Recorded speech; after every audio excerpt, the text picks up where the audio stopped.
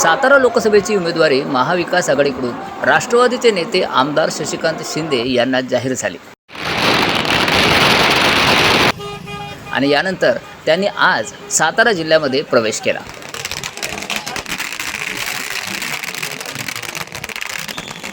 यावेळी त्यांचे हजारो तरुणांनी जंगी स्वागत करून उमेदवारीला जाहीर पाठिंबा दिला।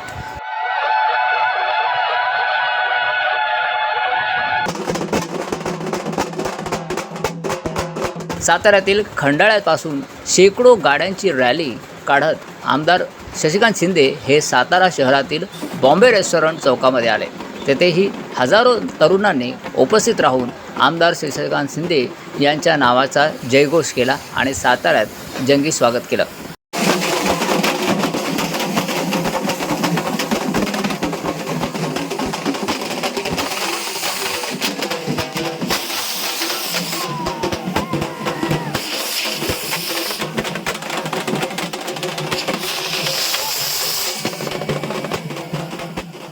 सातारा जिल्ह्यातील बेरोजगार तरुण, शेतकरी, शाहू फुले आंबेडकर विचारांचे अनुयायी, मराठा बांधव, मुस्लिम बांधव यांचा मला प्रामुख्याने पाठिंबा असून माझी उमेदवारी जाहीर होताच या सर्वांनीच माझ्या पाठीशी मोठी ताकद उभी केली आहे। यांच्या जोरावरच उद्याची सातारा लोकसभेची निवडणूक मी लढणार आहे, असे आमदार शशिकांत शिंदे म्हणाले।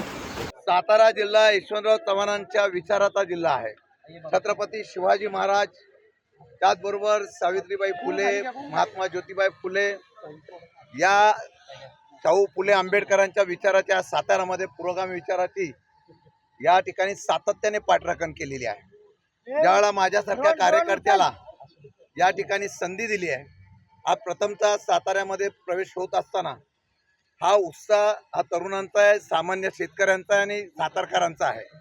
आणि हा उत्साहाचा प्रतीक एकच आहे की लोकांच्या मनामध्ये आहे त्यात प्रत्यक्ष आपल्याला पाहायला मिळत आहे। ही उत्स्फूर्त प्रतिसाद एवढ्यासाठी आहे आणि हा प्रतिसादाबद्दल मी माझ्या सर्व आलेल्या सर्व कार्यकर्ते जनतेचा मनापासून आभार व्यक्त करतो।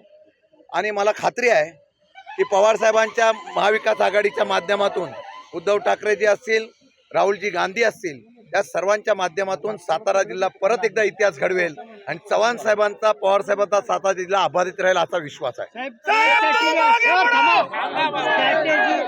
तुमची या निवडणुकीतली स्ट्रॅटेजी काय असेल?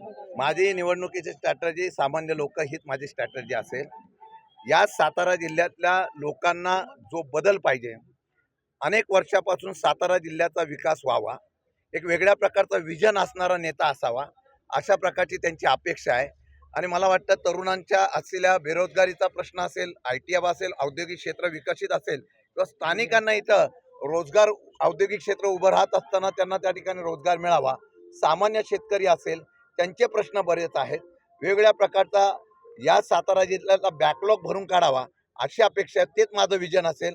मी फक्त विकास आणि सातारा जिल्ह्याचा स्वाभिमान हा उभा करण्याच्या संदर्भातून प्रयत्न करेल, हा विश्वास मी या ठिकाणी देतो। नाही असं म्हणायचं का तुम्हाला?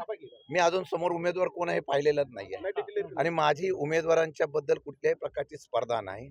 माझी स्पर्धा जी आहे तत्वाची आहे, महाराष्ट्राच्या स्वाभिमानाची आहे आणि त्यामुळे मी या लढाईमध्ये त्या पद्धतीने पवार साहेबांचा आदेश आल्यानंतर मी तत्काळ या निवडणुकीला उतरलेलो आहे। परिणामाचा विचार मी कधीही केला नाही। नेत्याचा आणि असलेला महाविकास आघाडीचा आदेश पाळून जनतेच्या ताकदीवर मी 100% सांगतो उठाव फार मोठ्या प्रमाणात लोकांच्या मध्ये आहे, त्याचा परिणाम पाहायला मिळेल। माहितीकडून उदयनराजेंची उमेदवारी निश्चित होऊ शकते असं त्यांचं आव्हान कसं बघता? म्हणजे त्यांच्या आव्हानाला मी कोणाला आव्हान करणार नाही, आव्हान देणार नाही। मी साधा कार्यकर्ता आहे। मी जनतेच्या आणि लोकांच्या आव्हानावर निवडणुकीला समोर जाणार आहे। शेवटी जिल्ह्यातले सगळे आम्ही लोक आहोत।